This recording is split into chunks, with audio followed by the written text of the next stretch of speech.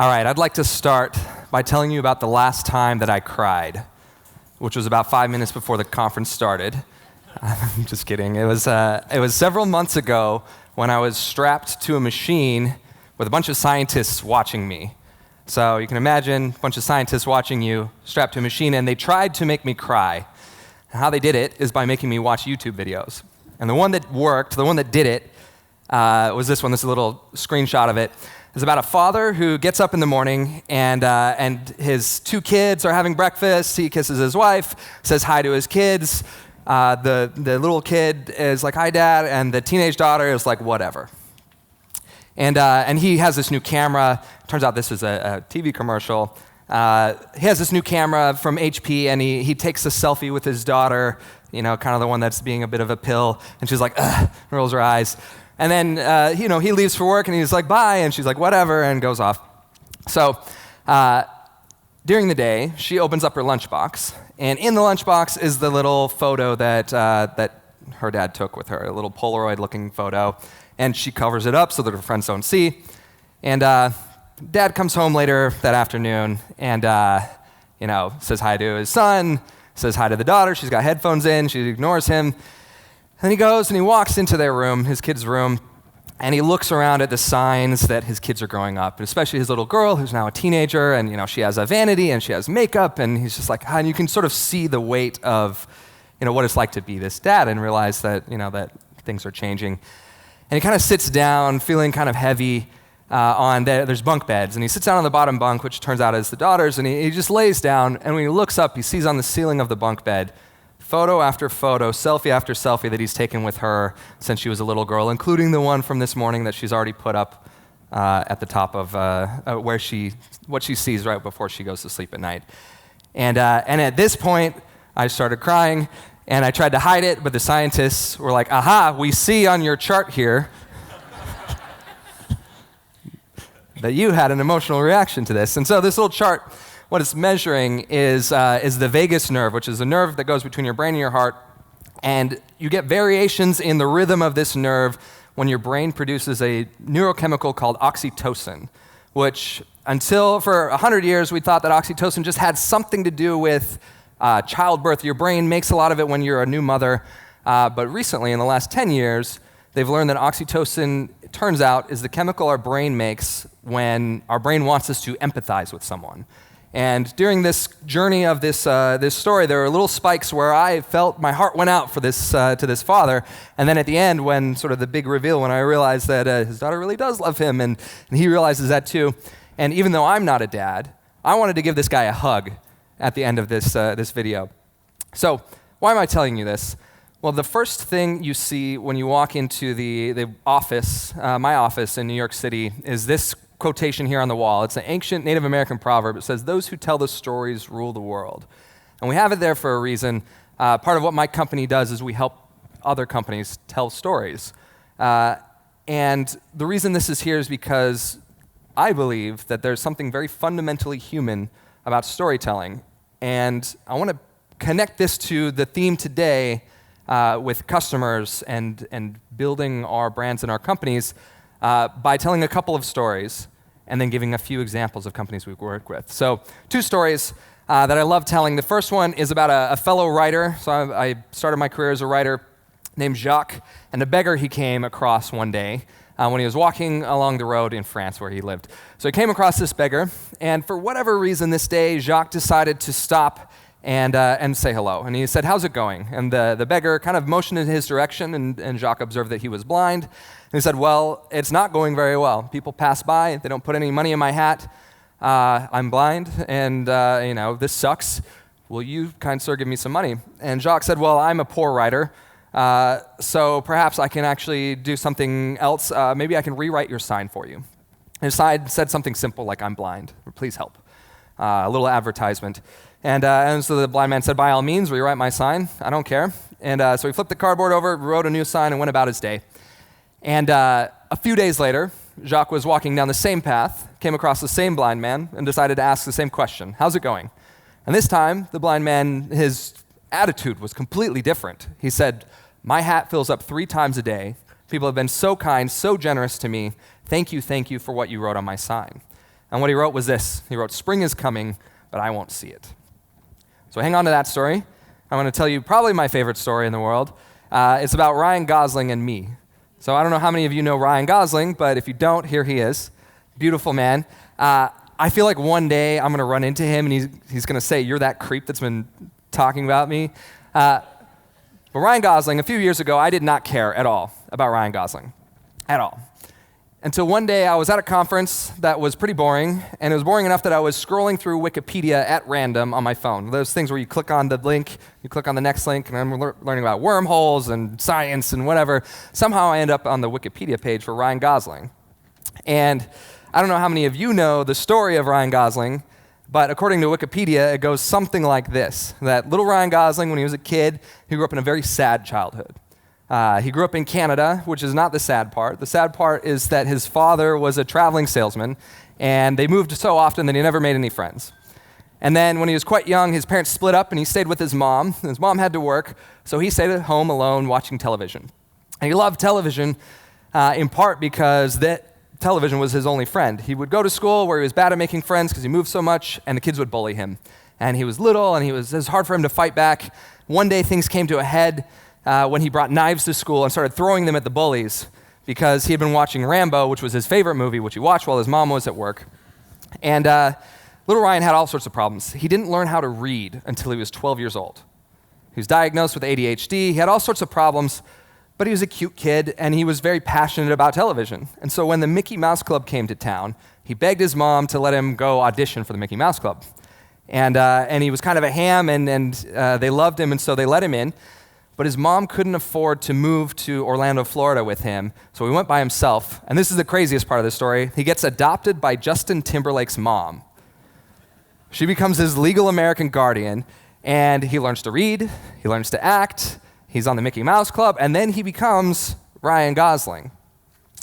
So I read this Wikipedia entry, and suddenly I feel like I want to go see some of his movies. I'd never seen any of his movies. I never saw The Notebook. And the next time I saw a television commercial for one of his movies, it was Gangster Squad, which is the opposite of a movie that I would like to see. I saw Ryan Gosling was in it, and I was like, you know what? I'm going to go see it. And I watched it. It was great. He was the best part.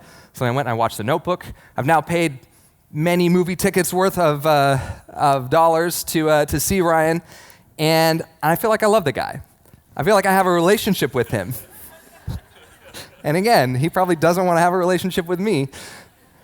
But these two stories illustrate something fundamentally important and human about stories themselves, which is that great stories build relationships, and great stories make us care.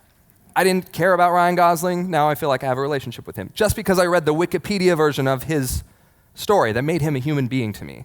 People didn't care about the blind man. He was one of many things they ignored when they walked along the way until they could put themselves in his shoes, understand what it's like to be him as spring is coming and he can't see it.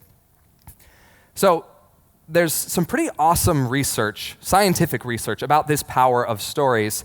Research that they've done in America shows that storytelling can break down barriers and foster compassion between different groups of people. When you look at social movements that have been successful, they've happened because people have come together from all different stripes, all different kinds of groups to support another group. And they do that when they learn of the stories of the brave woman who refuses to give up her bus seat. Those are the kinds of things that motivate people, inspire people to cross these barriers and help each other out. Some really cool research actually from New Zealand, where they put school children from different social classes and economic classes in story time together, elementary school kids. And they had them share stories about themselves. They had them read stories together. And basically the upshot of this study was these kids grew up to be less racist than their peers. They had more empathy and curiosity towards other people who were not like them, just because they had spent all this time sharing stories with each other when they were kids. So we're programmed for stories. This is part of the phenomenon, I guess, of what it means to be a human being. So this study that they did when they hooked me up to the brain machine, it actually was testing different kinds of stories and what are the elements of stories that generate this drug, this oxytocin, that makes us care, that builds relationships with people. And it turns out that our brains are wired for this because part of how we survived as human beings, we have these sort of fragile bodies, relatively speaking, to the tigers and everything else, but these great brains, and we figured out that if we could group up together, we could then build things and protect ourselves and hunt and feed ourselves. And so it was advantageous to build relationships with each other. So around the same time that we developed the capacity to speak and to communicate, we also developed this sort of affinity for stories, it turns out. As our brains were evolving, turning dreams into things that we could articulate, we gathered around the campfire and we took this knowledge that we'd learned when we were out on the hunt and we compacted it into stories to help people remember and understand. And neuroscientists like to say that neurons that wire together, or fire together, wire together. What that means is the more of your brain that's active when you experience something, the more your brain will remember it. And it turns out that stories are this great mechanism for doing that. Because when you hear a story, when you hear me talk about Ryan Gosling growing up as a little kid in Canada, you're filling in the gaps of this story, and so more of your brain is active, and probably after this session, you will remember that story more than you'll remember the contents of any one of my slides. So this was advantageous for us as humans surviving together, but it turns out that this little chemical, oxytocin, was also advantageous to us because we wanted to be able to know when someone or something came towards us, should we help it out? Is this going to be helpful for us to survive together, or should we be afraid of it? Are they going to come steal our woolly mammoth steak, or are we going to go hunt the mammoth together? And this, in part, was done, this ability to decide that we should empathize with someone, help them out when they're in trouble, was done because we learned about them, when we learned their story. We got the feeling that they were human like us. So why is this relevant to us? Well, it turns out when you look at history, the history of the businesses that have had historically the best relationships with their customers, they have typically been the businesses in the business of telling stories. We subscribed to the newspapers, the magazines. We trusted them. We have relationships with them because they give us stories, because the product was stories. And the rest of us, with our businesses, we had to pay them to put our message next to the stories that people were interested and cared about. I don't know if anyone noticed that Ryan's in there another time. And so here today, we're talking about how we can build better companies by listening to our customers. And I would posit that your brand, your company, is the sum of the stories that you tell or that other people tell about you. And customers today, because they have so much more information at their fingertips, because they can do so much more research than before, they do it. And they want to do business with companies they feel like they know. They want to do business with companies that care about the same things that they care about. All things being equal, they'll choose the company that they feel more comfortable with. And this is a product of the stories that those companies tell or that are told about them. So we can be victims to stories or we can be purveyors of stories, and this can help us build our businesses. But the script has to flip a little bit. So a few years ago, I did a study an election poll where I asked 3,000 Americans, if you were going to vote for the next president, and the two candidates were the Queen of England or J.K. Rowling, the author of Harry Potter, who would you vote for? And J.K. Rowling won by a landslide, even though she's a children's book author. And I asked these people in this poll to justify their answer. And the people who chose the children's book author over the monarch, over the woman who'd been in power in leadership her entire life, the majority of people who voted for J.K. Rowling said that they felt like they knew her better, and that's why they voted for her. Which if you think about other elections or other ways that we choose our leaders, we're more comfortable with the leaders that we feel like we know. We want to do business with people who at least we know what we're getting from them. So the question becomes, how can we as businesses, as companies, as people who care about our customers, how can we tell the kinds of stories that build relationships and make people care? And I have a couple quick diagrams. There's sort of some frameworks in general if you're thinking of this from a marketing perspective. At the top, if you don't have any kind of relationship with someone, just like in real life, when you're getting to know someone, when you sit down at coffee, tell stories about things you care about, that you think they care about too. Sort of the top of the funnel kind of idea. As you build more and more of a relationship, tell your story. Tell about yourself, why you're doing what you're doing. Tell stories of the people you care about, the customers you care about. And then as people feel more comfortable and they've built more of a relationship with you, then you can try to sell them something. And one of the best ways to sell people something is to get them to care about that something by telling the story of that something. Very similar to that first coffee date versus that dinner date versus you've now been dating for a while and you can reveal kind of what you want in life and your insecurities and all of that, and people can love you anyway because they've built that relationship. It's sort of similar. Another way you can flip this is kind of when you're really getting into marketing, telling stories that rise above the noise, that get people's attention, that get them to actually focus on what you're saying in this hurricane of noise, using those stories to get people to follow you and to develop a regular kind of interaction with you, and then using those stories to get people to pay attention to the essential content, so to speak, to learn about your product and you on your website. But I want to tell, I guess, 3 quick case studies of one for each of these kinds of things, of how companies that I've seen, and in one case my own, use customer feedback and listening to the customer as a way to tell better stories in each of these categories. And the first one starts with, I don't know how to say this exactly, a pedophile? So it starts with Kevin Spacey. So I don't know how many of you know the story of House of Cards, but Netflix, when they started deciding to create original content, they had a kind of a choice, like any television production company does, of what are the stories that we want to tell, what's the kind of television we want to make that people will actually pay attention to. And House of Cards was their first big bet. It was the first show that they made that was original. Before that, Netflix just licensed movies and television shows. And I love this example so much, even though Kevin Spacey. But what happened is Netflix, unlike other television companies, unlike NBC or CBS or any of these television companies, they had more data, more information about what people like to watch than anyone else. So if you're NBC, you know roughly how many people tune in, but you don't know what they watch next. You don't know if they got up and left. You don't know if they hit pause.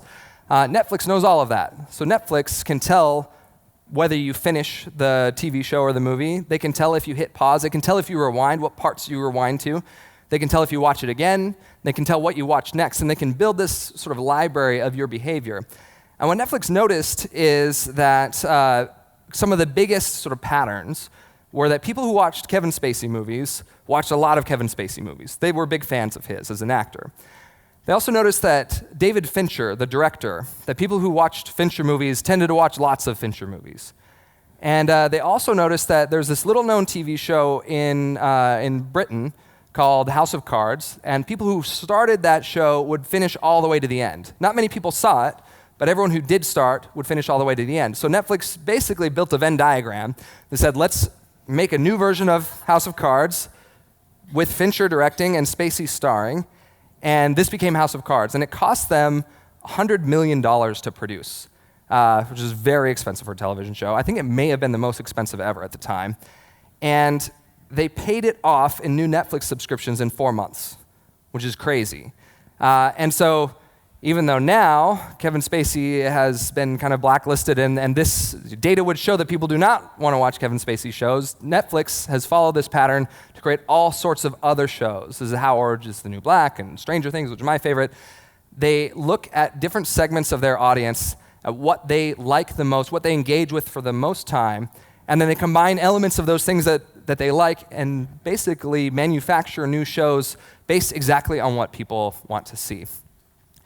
And the upshot of this is that while 2/3 of network shows get canceled after the first season, which is often sad to some of us fans, only 1/3 of Netflix shows get canceled after the first season. So the technology and data that Netflix uses gives them double the advantage over all of their competitors, which is the kind of advantage that all of us would like as we're building our brands, as we're doing our marketing, as we're building our products.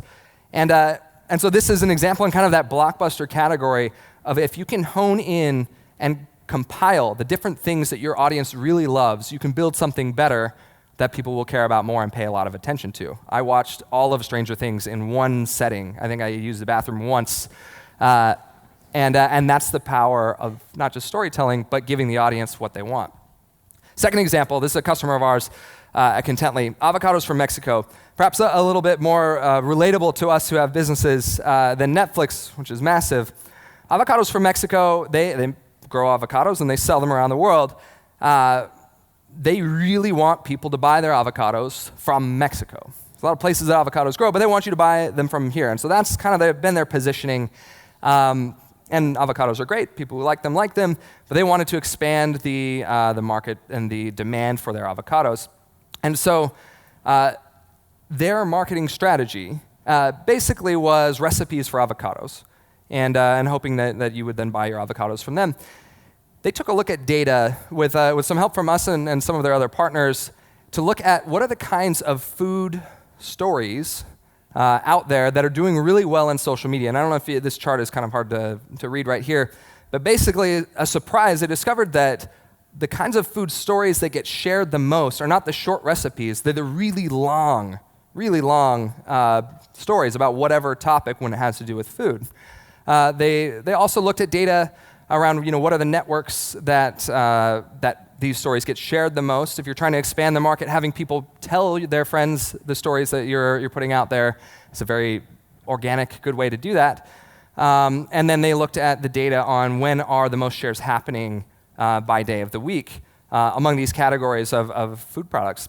And so they shifted their strategy that basically emerged in having them have 10 times the engagement of the average person that came to their website to read what before was just recipes, but turned into, eventually, much bigger series. So they do this whole series with Mashable right now. They have an ebook that you can download, an avocado ebook or guacamole ebook. They started doing this long-form content because it turns out that if you are an avocado lover and you like avocado recipes, you're trying to convince, I guess, your friends, your family, that this is a good idea, that avocados are good for you. Just sharing a recipe for making a salad is not as persuasive, doesn't make you look as good or as convincing as sharing this gigantic treatise on the benefits of avocados, it turns out. And so this helped them to get 10 times more engagement by doing this kind of longer form, more thoughtful content. And it turns out that if you read 2,000 words worth about avocados, you are much more likely to build a relationship with the maker of those 2,000 words and buy your avocados from Mexico and not from Colombia. So this became part of the strategy of going sort of against the grain, but by looking at data from what people were sharing just on Facebook. And it turns out I learned something new, is that avocado is not only a fruit, but it's a berry. I learned this from them. So technically, avocado is a berry, so the more you know. So the final little story I want to tell is actually one that comes from me. So I have a new book that's coming out this June that I guess a lot of the speakers and sponsors are giving away free things here. So I have a few free chapters that we're giving away through the app for anyone that wants a preview of this. But it's been kind of my life's work, nights and weekends, and sabbatical over the last 4 years. It's about making the world better by working better together. But I have this book coming out. It's my product. It's my little small business that I want to be successful, and my publisher wants me to sell lots of copies. And so I built a marketing plan around this. But the product itself, I wanted to get feedback from my customers, my potential readers, on what's the most important thing to them. So I built this little page using some of our technology where I started sharing early chapters of the book with different people, readers, with customers of mine, people who might be interested. So I'd share these little chapters, you put in your email address, and then I get to track how you're reading it. And so I can tell in this chapter here that a lot of people are very interested in whatever's going on this page over here. I forget, you can't quite tell what page that is, page 11? People are very interested in whatever this is, so I use this as feedback to incorporate more of this to expand on this in this chapter. And then it turns out, that on page 21, people really just check out, and I think this was the part when I started talking about how I dislike Ronald Reagan or something, I don't know. But use this to basically optimize the actual content of my book, chapter by chapter, so that I can deliver people the stories and the information and the education that they're actually looking for, not just what I want to give to them. And so these three stories are just quick examples of this shift that I think is happening and needs to happen in business, which is that no longer can we simply tell the world what we want them to do, what we want them to hear, what we care about. We need to flip that. We need to ask the world what they care about, and then if that aligns with who we are and our values and what we care about, then give them that. And so this is where we get back to this brain science, is the scientists that made me cry. They've developed this new thing called the Immersion Band, which is basically this thing that you strap to your arm that can measure that vagus nerve. And they're starting to use it with advertising companies, with agencies, and when they make television commercials, to basically test different messages against each other to see which are getting the most emotional response from people. And it turns out that oxytocin, this drug that builds relationships and makes us care, it's generated the most when we feel a positive social experience, when we feel a kindness for someone, and when we can activate more human emotion, essentially, which is not that surprising sounding, but now we can actually measure it. So instead of getting excited about what we care about, or we love our products, and because in part we make money from them, and so we're going to give those to you and convince you that you should buy them, now actual science can help us to know whether people care at all, whether they care at all about our products or the message that we have around them, or whether there's a better way to do this. They've started testing this with charities.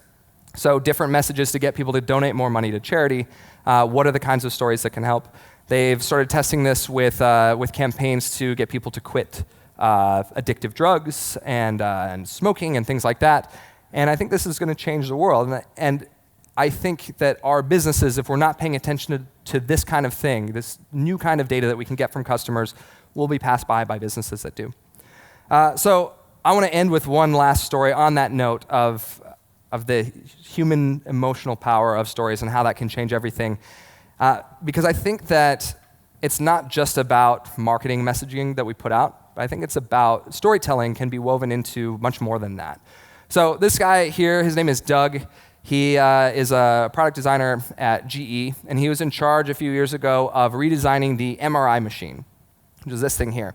So MRI machine, very important piece of equipment, helps us detect life-threatening problems, and they needed to redesign it because it was old. And so they redesigned the machine, made it beautiful and much more elegant. Lots and lots of money poured into this project. So Doug, he went to some hospitals to watch people interact with this new machine, watch the doctors and nurses and watch the patients. And early on, after they started rolling out these machines, these test versions of the new MRI, he was in the hallway of a hospital one day, and he saw this. Saw a little girl crying, like me, saying, "Mommy, Mommy, please don't make me go in the scary machine again." And it broke his heart, because he was a father, and he suddenly put himself in the shoes of some of his most vulnerable customers, vulnerable users of his product, and realized just how terrifying this machine he just made is. So you're a kid, you're small, there's all these strangers around you, they put a needle in your arm, put you on a board, take away your parents, and they put you in this Death Star that makes scary sounds, and you have to hold still for 20 minutes. That's awful. This is the most terrifying thing ever. Of course kids were crying when they had to go back in the machine. So Doug before, he was all excited, and then he kind of looked like this. He's like, oh no. And he just spent this is supposed to be a GIF, tens of millions of dollars redesigning this machine, and realized that they had to scrap it. They had to go back and do something different. And so, they took a look at the machine and they said, well, are we going to be out another several $10 million to redesign this machine, this experience, so that our patients don't hate it, so our users don't hate it? And one day he was at home with his kids, and before bedtime, or before he put them to bed, he would always read stories with his kids. And he was having story time one night with his kids, and he had an idea that instead of spending tens of millions of dollars to make a new, less scary MRI machine, what if instead they just painted it to look like a pirate ship? And what if the night before you went to get your MRI, your parents took home a storybook with you and you read about all the new friends you were going to meet tomorrow on your pirate adventure? Marcella the monkey and Tina the toucan, and you read half of this story about the pirate adventure you're going to go on, and then the next day you go and you show up to the hospital, and the doctors and nurses are dressed like pirates, and they continue the story, and at one point during the story, you have to sneak past the bad pirates. And so you have to be real quiet, and you have to lay down on the rowboat, and the rowboat goes through, and you go into the tunnel so you can get past the bad pirates, and on the roof of the tunnel there's some stars, and you can see Tina the toucan is there hanging out with you, and then you get to the end, and then the story continues, and then you go home, and your parents see the x-ray or whatever it is. So they did this. And it only costs a few $100s to buy pirate costumes to repaint an MRI machine. And they went from kids saying, "Mommy, Mommy, please don't make me go in the scary machine," to "Can I go again?" And they rolled out a whole series of these. There's a space adventure, which is the one I want to go on.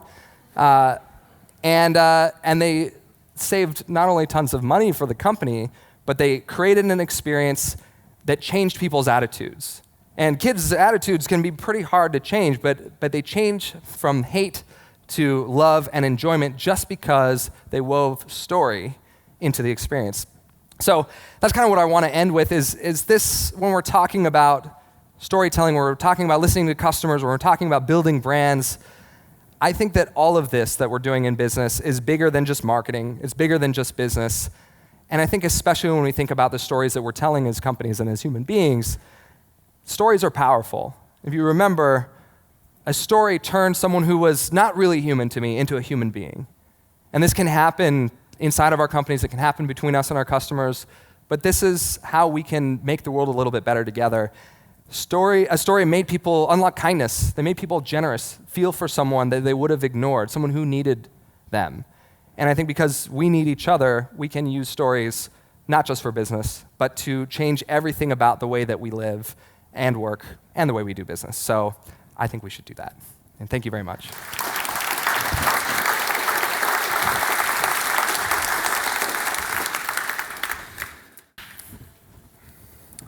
Shane's actually one of our hosts on the study tour, so thanks for hosting us in New York when we come through and showing us inside your exciting organisation. Okay, let's just go back just a little bit. So when we think about stories, are there any kind of rules around the central tenet of what makes a good story? Yeah, I mean, I can talk about this for a long time. Don't. So I won't. There's 4 things, I think, that make for a story that captures people's, not just attention, but their hearts and minds. The first is familiarity, relatability. We care about stories that have some element that we can put ourselves into those shoes. So characters, even villains that we can relate to, stories about people or about human-like things, so whether it's the robots on Star Wars, you actually care about them because you feel a sort of relatable connection, or whether Milo noticed the animals. But you start with relatability, and then you move into novelty. A good story is going to continue to activate new parts of your brain to make you pay attention. So you start in a place of familiarity, and then you go out on the adventure. Third thing is what I call fluency, which is basically the best storytelling doesn't make you have to think about the elements. You don't have to think about the vocabulary words. You don't have to go look up in a dictionary. You don't have to ask your friend, what's going on, like during the movie. Fluency, making it easier on the reader, the viewer, the person listening to your story is really important. It's why I did a study a few years ago about reading levels. And it turns out that the most popular writers in the world write at a much lower reading level than their peers for their subject matter. So Hemingway writes at a 3rd or 4th grade reading level, depending on the book, whereas I write at like an 8th or 9th grade reading level. In part, that's why Hemingway is so popular. Even smart people like when it's easy to get through a story. And then the 4th thing is tension. So Aristotle talked about how a great story establishes what is and what could be. And the gap between those 2 things is the story. And without that, you don't really have that interesting of a story. So if you think about boring love story is Jack and Jill met because they were next door neighbors and their parents were fine with them being friends, and then they decided why not get married and they lived happily ever after. That's not a good story. But Romeo and Juliet's families hate each other. They're willing to die for each other. They do die for each other. That's an amazing story. So that tension, that gap between what you want and what could be and where you are now, that's something that you can see play out in business and even kind of boring case studies. What makes that case study work is that tension between those 2 things. But the best stories do that over and over and over and over and over again. So can a brand harness that, or is brand just a word that then tells stories? Can the brand actually have a Romeo and Juliet, a Darth Vader, or So I think there's 2 things there. There's your brand is the sum of the stories that you're telling. So you're telling about a journey that you're making that you want your customers to make with you, right? And I imagine an icebreaker. That's a lot of how you've sort of developed your brand. But you're also telling individual stories about the things you care about your own people, and about your products. A lot of companies ask me and my colleagues about, well, we're a pest control company. No one cares about stories about pest control. But you have Unless they've got pests. What? Yeah. Unless they've got pests. Yeah, but there's actually a lot of stories that you can tell even in very boring industries, because if you are thinking about relatability and novelty, a lot of those categories are categories where they're unfamiliar, but there's always human beings behind every product. and behind every kind of customer. And so finding those stories of the human beings and what they're up against can help to get you to care about something that you would normally think of as a commodity. So if there's 2 pest control companies, but you learn about the founding story of the woman who started the pest control company, and she was living on the street when she did it, and mortgaged everything to do this or whatever, you're going to care more about doing business with that company than you are about the company that just has these ads on television or whatever. So finding the human beings that you can relate to, and then kind of drawing out that tension in a lot of industries as well, especially in B2B. If you are in that industry, you care a lot, versus other people that aren't in the market for whatever you're doing. They won't care about your stories, but you can still find the tension in all of those. And I think even the point about fluency is really important. Even if you're just doing kind of marketing and branding as usual, if you can make it dramatically easier for people to understand what you're trying to say, that itself gives you a leg up. And if we drop down from the brand level to the content level, you said something interesting when you're talking about cadence. You said be regularly present where your audience hangs out. So can you tell us a little bit about the where versus the what? So let's say we've got some great stories which have all those principles. Presumably where you tell those stories, as opposed to waiting for them to come to your site. How do you discover where your potential customers are open to your types of stories? Yeah, I think this is maybe more than half the battle today. I saw on your chart, channels was the last thing on your list. So I think that a lot of times we get the sequence backwards. We say, here's this message that we want, so now let's put it somewhere. I think it's actually more helpful to say, where is the audience that we want? Where are they, and what do they want on that channel? And then back out the stories that you want to tell from there. So, you can kind of crudely put together, a map of kind of, if we're talking about the internet, for example, a map of the internet of, say, B2B, B2C, and then what's your goal, branding or conversion, people buying or whatever. And in each of those quadrants, you can say, people who are in the mood to buy something in the B2B segment, they're hanging out in these places, LinkedIn or whatever, maybe not LinkedIn, right? But you can kind of map out the general world there. Then you can also look at data from these social platforms especially, or from Google, and figure out where am I going to be wasting my efforts, because no one on Pinterest is ready to buy a server or whatever. So you can kind of eliminate that, and then you can look at the data of what people are engaging with on those channels. There's also, you can get really deep into this. You can look at what are people engaging with on certain channels, but not on other channels. Where's the white space, basically? So people on LinkedIn care about all of these things. Some of those same people are on SlideShare or wherever, but no one's talking about these things. So then just port over those topics, concepts, ideas to that other channel, especially in new and emerging channels. But I think that the sequence of doing the work of telling stories is you create the story, then you connect with the audience, then you look at what happened and you fix it, you optimize, right? But the planning for that should be the opposite. It should be, where's the audience, then what should you create? So when we think about using data to work out if you're doing a good job or not, so you get what you think is a great story, you put it where you think your customers are hanging out. Can you talk about what type of data is most useful to listen to? And what did you do when you got to page 11 and people weren't interested because of Ronald Reagan? So what'd you do?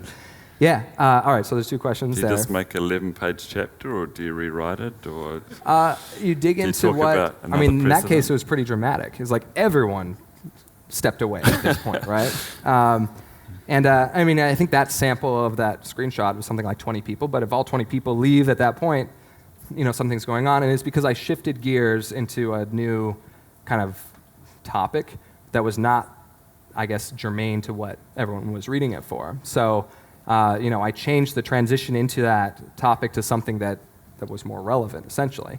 I think there's kind of 2 ways to look at it. You don't change the world by following the trends, right? If everyone else is being successful doing one thing, then you can maybe build a business, you can maybe make some money, but you're not going to be innovative necessarily by following. So data can be helpful for, kind of just making sure you have your bases covered. I think the more interesting thing is looking at data to look for things that are going to happen. I guess, where is the ball going to move? What are the trends that aren't sort of fully actualized yet? So kind of using data to predict where people are going to be interested in the future.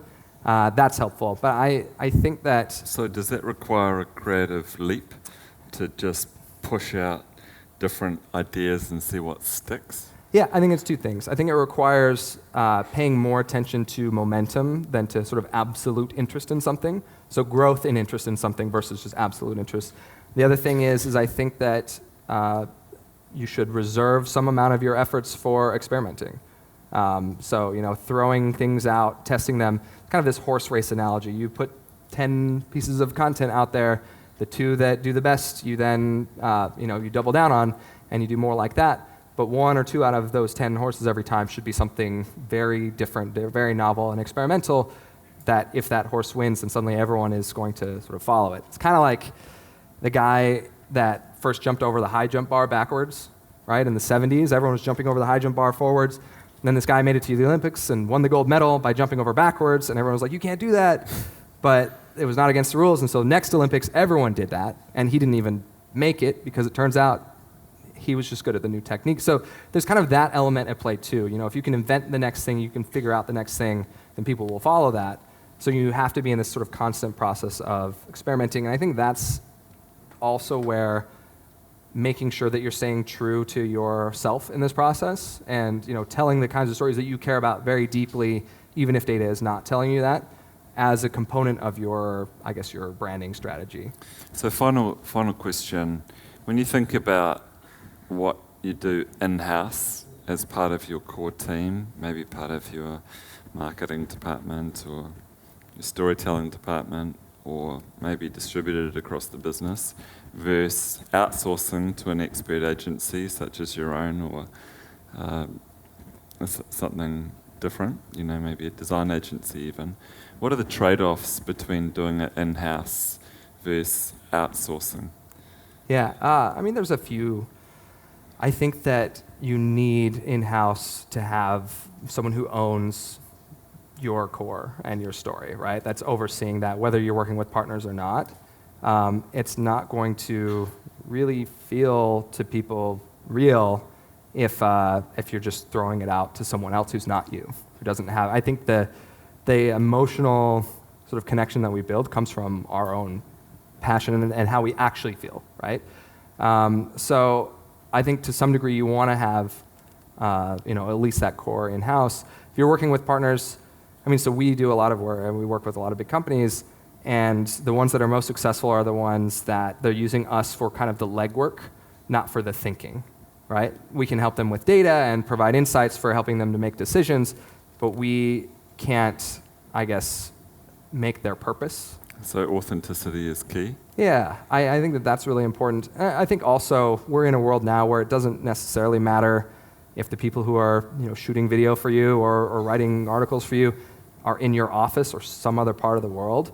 But as long as what they're doing connects to what you care about, that's okay. But it's really hard to kind of outsource the keeper of your purpose to some agency. So. Cool. Shane Snow, thank you so much. Thank you. Awesome.